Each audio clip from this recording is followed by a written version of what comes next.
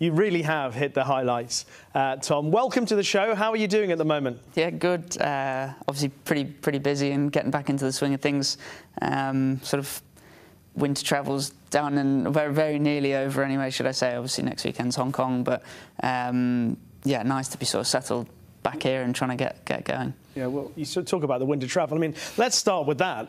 I think I saw an article earlier in the year where you were clocking up the miles. I think you'd done something like 40,000 miles in the space of a few days, travelling to Australia, to Hong Kong, obviously back to the UK, the Middle East, etc. And you've got an app, is that right, that keeps a track of it all? Yeah, I thought at the start of this year, I actually saw it was proper sort of Instagram influencer had downloaded this app and they had tracked everything, and I thought it'd be quite interesting just to see how the next few months go, because I knew they were going to be quite busy. And yeah, I mean, I think after this weekend it'll be four laps around the world, really? 100,000 miles, 20. I think I'm on like 28 flights for this year. Wow. 20 plus long hauls. So it's been busy, but it keeps surprising me how well my body stands up to it, to be honest with you. Like, obviously we're getting off the plane, riding, and then literally getting straight back on and going again. And yeah, it's been fun and successful, most importantly. Yeah, you're nearly as well travelled as the regular host of this show, who's obviously on his travels. But how do you cope with it, by the way? Do you have travel tips? You say you're taking it well physically, but what would be the tips that you'd have for people that do long haul travelling? Yeah, look, everyone finds their own little things. Obviously, one of the biggest things that we should be doing is hydration, but it's pretty impossible if you're getting off the flight and have to be sort of roughly the correct weight. So that's a pretty tough one that always slightly gets in the way a bit. But like little things like I've found travelling in compression stuff, like literally head to toe underneath a set of trackies, no one knows you're wearing it. Yeah. Just keeps blood flow up. Arrive, get straight in the gym or get moving, go out, go running or something just to stop a bit of jet lag. I'm sure all things Nick does. But no, in all seriousness, like Nick's obviously a machine, he travels everywhere, probably does more than us. And yeah, I think, look... He definitely keeps hydrated on the flights, I can tell you that. Well hydrated. But no, in all seriousness, I think it's just keeping active and busy. And look, if you're not somewhere long enough to get jet lag, it's pretty easy not to get jet lag. So yeah, been lucky with how I fly as well. Obviously that makes a big difference if you're crammed up in a little seat. But you're an elite sportsman. That's what people expect of elite sports people, to travel in that style. Sure, but like early days, you know, when I was at Richard still and first started doing Dubai and things like that, it was always economy, and it is a lot tougher. So look, as time changed, goalposts change and things like that, and yeah, I'm fortunate now I can make it a bit more comfortable and stuff like that. What do you watch on the plane? Or do you? Oh, no, I just fall asleep. Do you really? Yeah. Yeah, I think Holly and I have done it a good few times where like 13, 14-hour flights, just get on and don't wake up till you touch the ground. Incredible. So I'd say Hong Kong next weekend will be similar. Yeah. Get on Friday night and wake up when I land and sleep the whole way home and get straight off the plane to go and ride at probably Windsor on Monday. So if you can sleep well, it's easy. So all that travelling that you did do or have done so far through the winter up to now, how much would you see Holly in that spell? Obviously, there are a couple of trips that you're on together. Yeah, we did obviously Japan together for the couple of months, which is...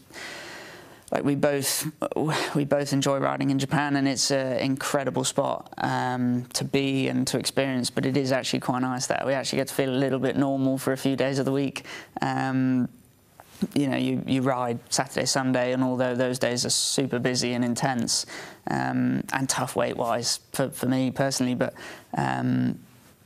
you have Monday, Tuesday off completely, and you really can actually settle into it, which is nice. And we've done Hong Kong together a bit too, but yeah, with the bouncing trips, not so much. Holly's very busy at home, and obviously when you're in and out, it's quite a lot. But look, we're enjoying it, and it's been worth it, and hopefully it continues to be worth it.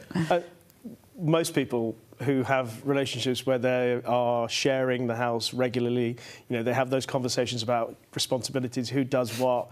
Do you two have Any bickering about whose fault that was and why this is happening? And I mean, how does the washing all get done? I mean, do you have people that do it for you? No. I mean, how does that all work? No, Holly's amazing, to be honest with you. She's like seemingly never stops riding out, never stops racing.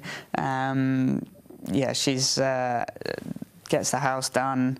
I bought a robot Hoover and mop, and that was probably one of the best things we bought, and that just saves one little headache. But no, in all seriousness, I won't claim any credit for keeping the house clean or tidy. She's a bit of a machine. Yeah, most of us are in the same boat. I must get a number for you for the robot Hoover. Okay. One of the main reasons why you've done a bit of travelling has been Dubai Honour. Let's talk about some of the horses.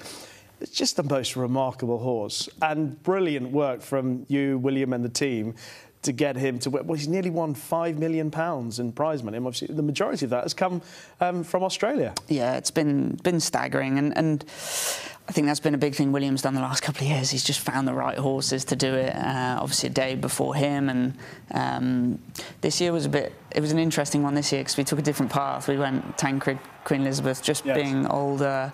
He's campaigned at that 1.5 miles, and it made the route difficult, but proved worthwhile. Like, okay, he didn't win the Queen Elizabeth this year, but he got beat by Visistina, who we know is a very good mare.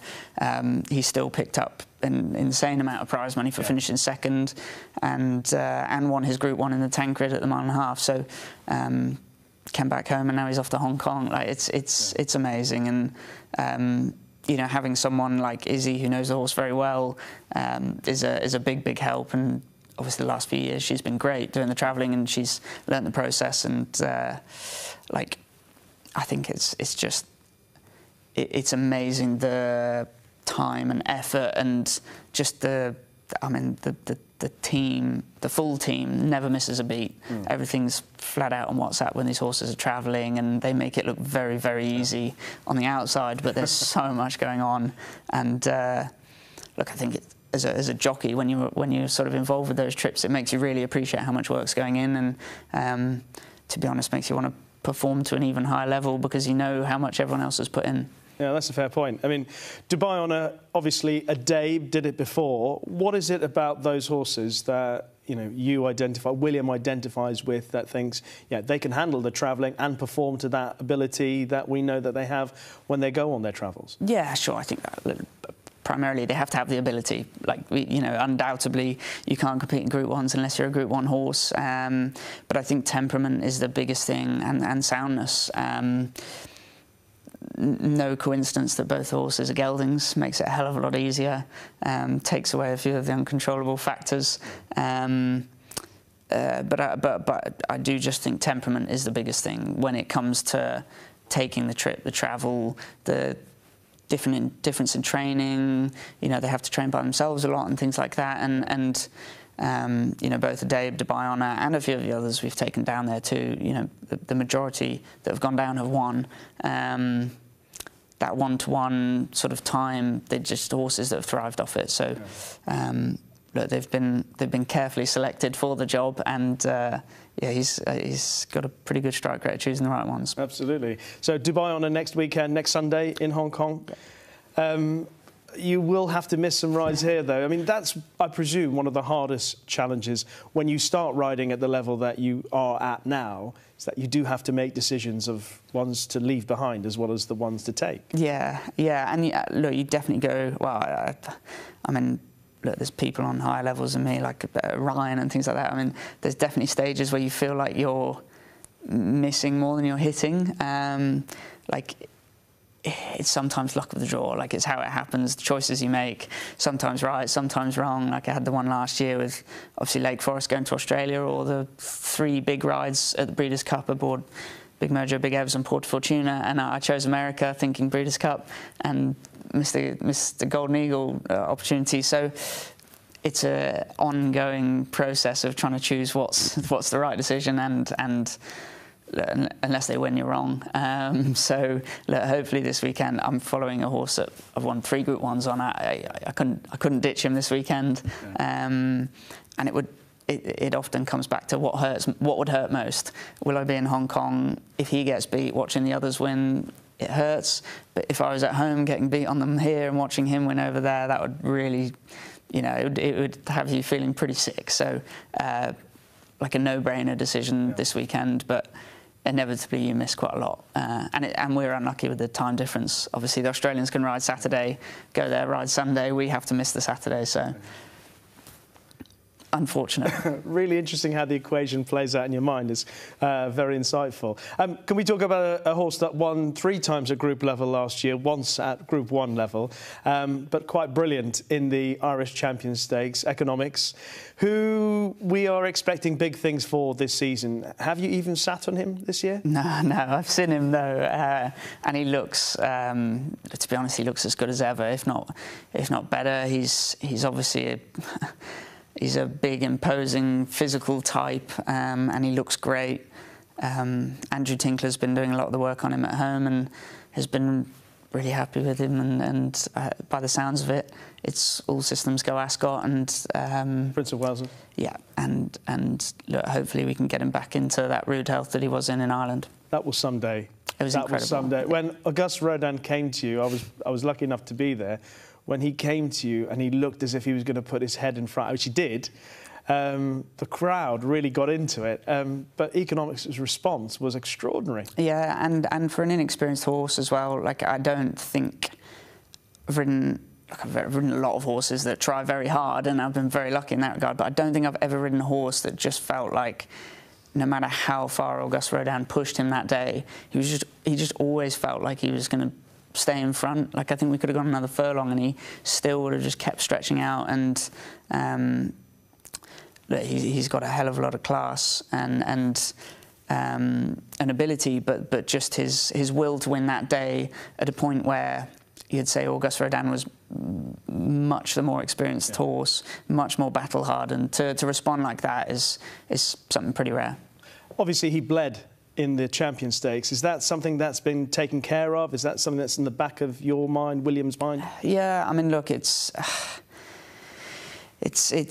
a big shame. Obviously, it's not something you want to have the problem, or even something to think about with a horse as good as he is. But sadly, that's where he ended his season last year. We hope that it was just a soft ground, putting him under that extra pressure. Ascot's a tough climbing track, and it all just culminated in him bleeding that day. Look, he showed in Ireland and in France that he didn't bleed when being put under extreme pressure. So, look, if he's in the right yard for people to get him back right. Yeah. Look, rightfully so. He had a nice long winter off, did a lot of groundwork and stuff like that, and he's in the right place to be looked after and get him back on the racecourse and hopefully getting him back in the form of Ireland. Exciting times ahead for Economics. A couple of points I wanted to ask you about, because obviously facilities for jockeys has been hugely in the news once again, and it seems as if racecourses are a little bit slower than ideal. You've been quite vocal about the return of saunas. You still feel that ought to be brought back. Obviously, facilities in general you feel ought to be upgraded, and some racecourses are making progress, but not as quickly as you all want. Yeah, I think that's right, and it'd be wrong to say put all racecourses in the same bracket, because some have been super proactive, and even, to be honest, even some of the ones that haven't actually done any work yet are the ones that are really helpful, like a York, for example. You know, they're fantastic there. Ascot is about to start by the sound of it, and put a lot of money in, and look, some tracks have been less proactive for sure, but I do think, you know, we're in this predicament at the moment where jockeys aren't being given the tools that they need race day to actually do their job, essentially. We've got racecourses that are willing to basically put money in, do what we need, create the sort of fair and equal changing rooms for females and males to be able to do their job properly and you know, be on a level playing field like we are out on the racetrack. But the reality is, I think the whole process is getting hindered a bit by the rules that are being put in place by the BHA with the saunas and the sweating and the losing weight and stuff like that. It's a bit silly when racecourses are offering up so much money to do these renovations and then aren't being sort of given that opportunity to consult with jockeys and what's actually needed to be put in. And I know some, from talking to some of the clerks of the courses and that, even they're frustrated by it. The fact that jockeys are saying, we want, when we can have a top-class facility, a sauna, a steam room, a hot tub, an ice bath, what we have in Maidan and Hong Kong and Japan and places like that, we are a world-class racing jurisdiction. Why shouldn't we have the same facilities as everywhere else? There is the money and it's being offered up, and it's simply a silly rule that's stopping it being put in place. Even if it's just the premier tracks that end up with those top class facilities, at least we've got it to offer somewhere. One other subject, because we obviously could talk forever, and there's loads of topics I'd love to talk to you about. But one other sort, and I know you've been quite vocal on this as well, has been the challenge of reducing 1 meeting per day for the riders. And I say challenge because a lot of people saw it as a positive. The majority of people saw that move as a positive for the sport and for the jockeys. But it's still something that you feel isn't right? Yeah, personally, and I can only speak personally, every jockey is going to look at it differently. I felt for the first 6 months when it came in at COVID happened, it was actually fantastic. Like, we had 9 race cards, there was no apprentice races, no amateur races. It was like, fill your boots and go to war. And like, we were having, I think at one point, like 170, 180 rides a month, like just going at it, and it was great. Like, you really felt like you were getting stuck into the summer. And then field sizes have dwindled. Those apprentice races and amateur races come back in, rightfully so. You go down to a 6 race card, stick an apprentice race in there, you've got 5, then you have a race with 3, 4 runners. Like, it really starts to thin out, and I felt like similar situation to the saunas. It was just axed. No one spoken to, no one no consultation. When actually, what we were doing before was stupid. It was like there was dangerous things going on with jockeys trying to rush and push times. But the old system was silly, to be honest. It was a book that said Lingfield to Kempton is 45 minutes, 15 minutes after your last ride, 15 minutes before your first ride. So make it an hour and a quarter altogether. You could take a ride at 1 hour and 5 minutes between races, but you would just get fined if you didn't make it. Yeah. When you're in the mindset of a jockey and someone that's in sort of peak season, all it says is drive faster, just get there. Like, and some people really took that literally. It could have been made so straightforward in, like anything online now, just prevent people from booking a ride underneath 1 hour and a half. There wouldn't be a rush. There's no panic. It allows for traffic. For every hour of journey time, they could have added 15 minutes, 20 minutes. Would have made it very straightforward, easy, and I can see some trainers point in saying that they didn't like it and that jockeys were rushing and moving about too much and they weren't concentrating, but that's a jockey's responsibility. And if they didn't think a jockey was professional enough to do that, then don't book that particular jockey. I personally thought it's a bigger benefit having trainers, 4 trainers, having jockeys being able to do 2 meetings, because it means that John Gosden can have his jockey at Ascot for 3 rides and then go back to Newmarket in the evening to ride the nice novice. Yeah. He didn't have to worry about who was going to ride it.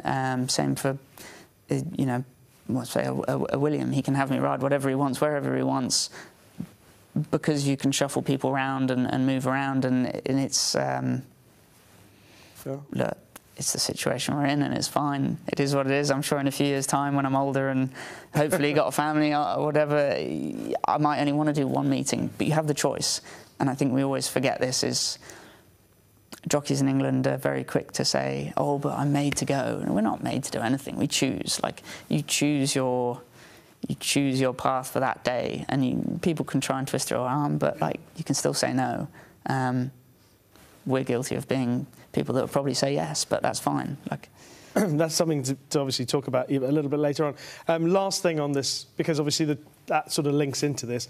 I haven't had the chance to talk to you about how many celebrations you had after Holly broke the record, etc. But the championship, is that because I think you're just a couple behind, early days, obviously. Yeah, very. But is that something that you think about now? You wait for the season to progress and then you go, hello, I might be in, here we go, or just see what happens? Yeah, I think you're right. It's sort of intrinsically linked with that 2-meeting thing. Is the chase has gone? Yeah. You know, it's at the forefront of my mind. I want to be champion jockey. I feel like it's something I need to do before I retire. You know, and I'm young, so I'm not under any illusion that I have to do it this year. But it's something that I really want to do and really want to achieve, and I feel like I've got that. I've got the work ethic. I feel like I've got the right attitude for it. You know, I wouldn't shy away from a day of work. Whether it can be this year, whether not, you know, trips like this weekend to Hong Kong, it makes it tough in reality. Those French trips on a Sunday, or even like a couple of weeks ago, there was a choice between Wolverhampton for 5 or 6 rides or a filly running a listed race at Cork, in Ireland, and I thought, oh, she might struggle to win in Ireland, even though I thought she'd run really well. I'll go to Wolverhampton and try and knock in a few winners. Rode no winners and watched her win a listed race in Ireland, thinking, what am I doing? But that was with that in the forefront of my mind. And look, it's hard. You know, I'm lucky. I've got a good job where we've got good horses and lovely horses to go and ride. Yeah. But a lot of the time they go abroad, and it's that. Do you chase them? Sometimes you do. Sometimes you don't. Most people are in the same boat, really, that are on that level to compete to be champion jockey. So I will be trying very hard, very hard. But whether we can make it float, we'll see. Tell William just to target races in Britain so you don't have to travel. Yeah. I'm not sure that's his motto. He wants to look for the best opportunities. Watch live racing now on racingtv.com.